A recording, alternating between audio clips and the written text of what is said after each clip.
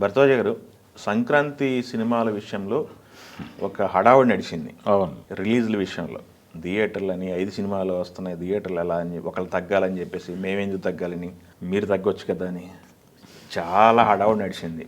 పాపం దిల్ రాజు గారు అయితే బాధపడ్డారు కూడా. కాంట్రవర్సీలు. ఎవరి సంక్రాంతికి నేను బుక్ అవుతున్నా, నాన్నెందుకు రా ఒక ట్రోల్ చేస్తారని దిల్ రాజు గారు బాధపడ్డారు కూడా.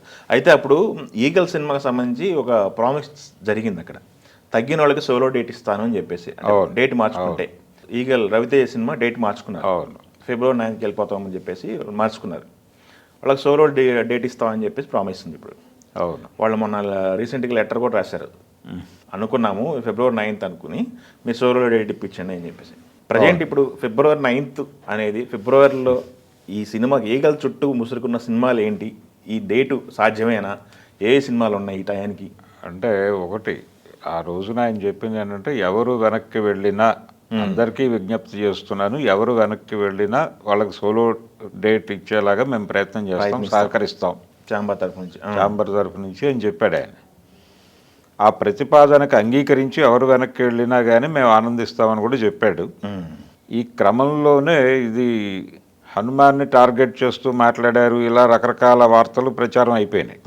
అంటే స్క్రీన్ షేరింగ్కి సంబంధించి తొక్కేస్తున్నారు, ఈ విమర్శలన్నీ కూడా ఆయన భరించాడు దిల్ రాజు.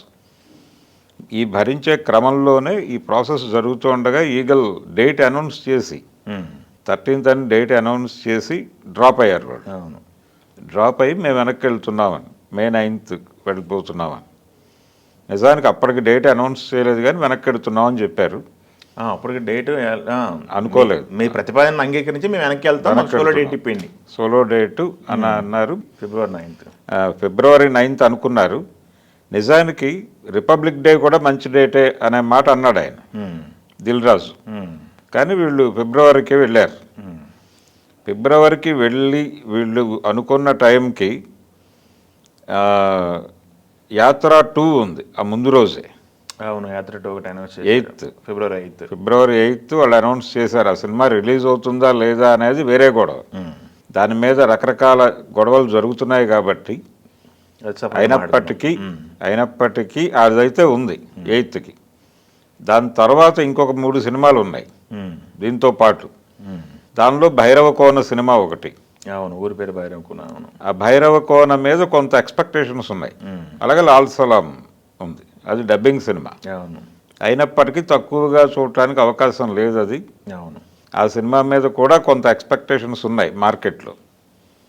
ఈ 2 సినిమాలు అంటే ఈ డెఫినెట్గా ఇబ్బంది పెడతాయి ఈగల్ని అనే వాతావరణం అయితే ఉంది. యాత్ర 2 మీద కూడా చాలా ఎక్స్పెక్టేషన్స్ ఉన్నాయి.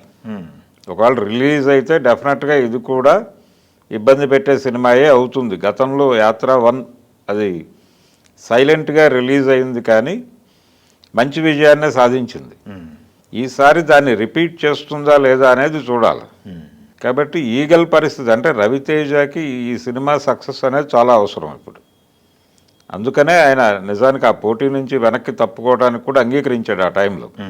ఈ ఇటీవల కాలంలో రిలీజ్ అయినటువంటి తన 2 సినిమాలు ఇబ్బంది పెట్టినాయి. వాల్తేరు వీరయ్య తర్వాత రిలీజ్ అయినటువంటి సినిమాలు, స్టోర్పురం నేపథ్యంలో తీసినటువంటి టైగర్ నాగేశ్వరరావు చాలా ఇబ్బంది పెట్టింది. అది పాన్ ఇండియా మార్కెట్ ఓపెన్ చేస్తుంది తనకే అని అనుకున్నాడు. తను అనుకుని ఆ క్రమంలో దాన్ని జానపద సినిమాగా మార్చారు. అది ఆడియన్స్కి ప్రాపర్గా కనెక్ట్ కాలేదు, డిజాస్టర్ అయింది. దానికంటే ముందు కూడా అనుకున్న సినిమా ప్రాపర్గా ఆడలేదు. ఈ ప్రాబ్లంలో ఉన్నాడు ఆయన. అందుకని డెఫినెట్గా ఈగల్ సినిమాతో ఒక హిట్ కొట్టి మళ్ళీ తను రైజ్ పొజిషన్లోకి రావాలి అనేది ఆయన ప్రోగ్రామ్. అందులో భాగంగానే ఆ సినిమాని చాలా కష్టపడి తీశారు. అంటే ఆడియన్స్కి రీచ్ అయ్యే టాపిక్ అని చెప్పి కూడా ఆయన 2-3 సందర్భాల్లో చెప్పాడు. అవును. నిర్మాతలు కూడా చాలా కాన్ఫిడెంట్గా ఉన్నారు. బయటకు వచ్చేసినటువంటి టీజర్లు, ట్రైలర్లు అవి కూడా చాలా ప్రామిసింగ్గా అనిపిస్తున్నాయి.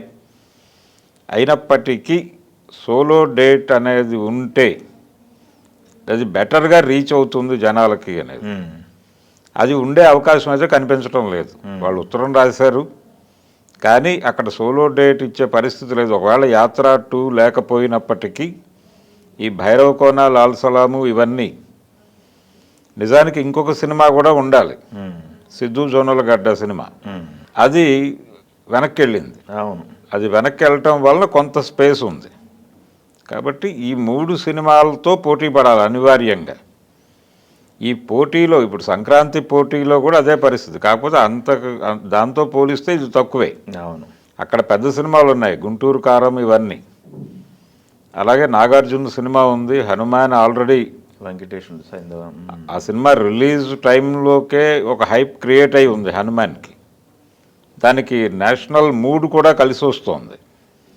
అందుకని ఆ పోటీ కంటే కూడా ఇది బెటర్ పోటీనే. వాళ్ళకి సోలో రిలీజ్ రాకపోయినప్పటికీ సినిమాలో కంటెంట్ గనక బలంగా ఉంటే, ఆడియన్స్ కనెక్ట్ అయ్యే పరిస్థితిలో ఉంటే డెఫినెట్గా అది ఆ రేస్లో గెలిచే అవకాశం ఉంది. ఓకే.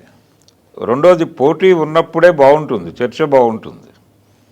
ఇప్పుడు భైరవ కోన, లాల్ సలాం సినిమాలతో పోటీలో ఈ సినిమా గెలిచింది అనేటువంటిది అదొక క్రెడిట్.